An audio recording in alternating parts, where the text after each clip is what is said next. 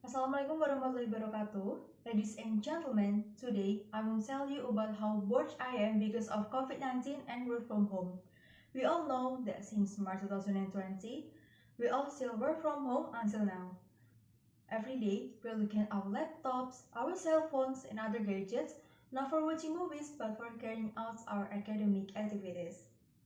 Besides, when we will go to somewhere, now we must obey the complicated protocol. Yes, we have to implement not only the health protocol like using masks, bring hand sanitizer, and washing hands, but also carrying out the protocol when traveling. One of them is by carrying out a rapid test. Before the pandemic, if we want to travel, we don't need to do something complicated like that, right? And talking about the rapid test, we can nearly conclude that the non-reactive letter from the rapid test results is one of the main requirements. However, I think I have a solution about this problem. Instead of doing something complicated like that, why don't we buy a COVID-19 free letter but without doing a rapid test? Okay, I'm sorry guys, I'm just kidding about that. So please don't do that because that is breaking the applicable law. Okay, now let me tell you about why I say that rapid test from the community is ineffective to reduce the positive COVID-19 number in Indonesia. As I said earlier, for the sake of being able to travel, some people even fake COVID-free letter and then sell them. All we know that since entering the COVID-19 pandemic, every travel to another city, people are required to do a rapid test. However, this method can actually be said to be ineffective because of the lack of public awareness. In fact, people think that the non-reactive letter from the rapid test results is only a requirement, and many people misuse the letter. This is evidenced by the case of forgery of non-reactive COVID letter so that people can travel out from their town. This case occurred in various cities. Quoted from Republica.com, Vijayaswara.com, and other news articles, it was said that there have been many such cases. And now, let's see the case from Denpasar, Bali on October 1st, 2020. The criminal act of forgery of the letter was by scanning the original non-reactive rapid test results of Quantum Sarana Medic and publish it via social media. There are two suspects in this case.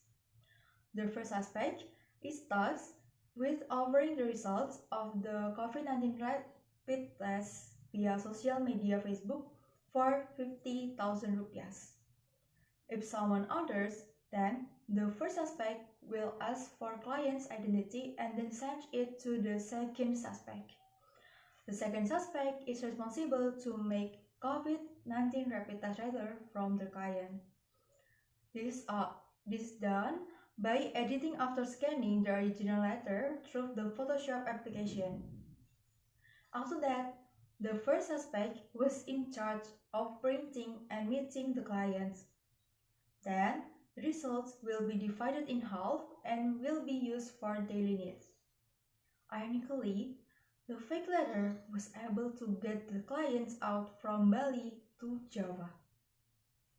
Okay, the next case is come from East Kota Waringin, Central Kalimantan. Forgery case in the city was carried out for the condition to return home by sea. This case consists of 5 suspects. The first, second, and third suspect acted as coordinator for ship passengers. Then, the fourth suspect as the marketing person, and the fifth suspect as the owner of the printer and the maker of the fake COVID-19 letter.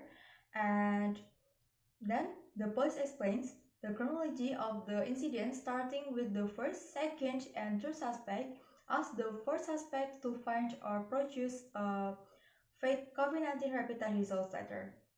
Then, the first suspect asked them to send ID photos of the clients via picture messages. After that, the fourth suspect contacted the fifth suspect as the owner of the printing press to make a fake COVID-19 test result letter. It resulted by the fourth suspect to the first, second, and third suspect for 300,000 rupiah per share. From the sale process, the fourth suspect and the fifth suspect received 150,000 rupiah from each sheet sold. From the results of the initial investigation, the fifth suspect claimed to have produced 47 fake COVID-19 test results. However, currently there are only 19 pieces of evidence that the police have secured.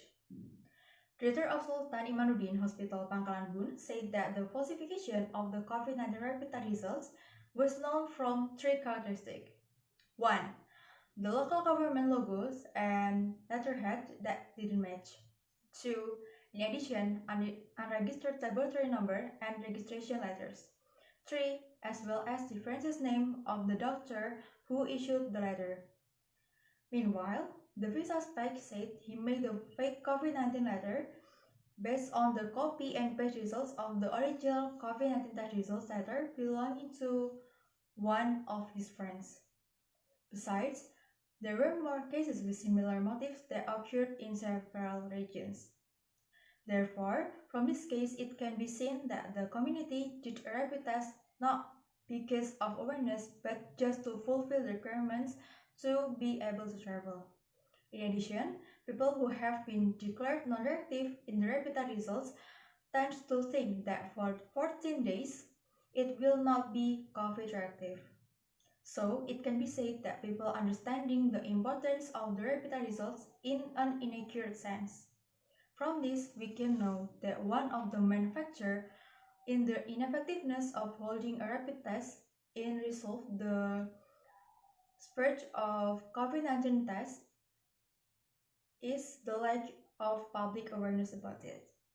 In conclusion, the awareness of the Indonesian people about COVID-19 is still low if you see the many cases of falsification of COVID-free rapid test results.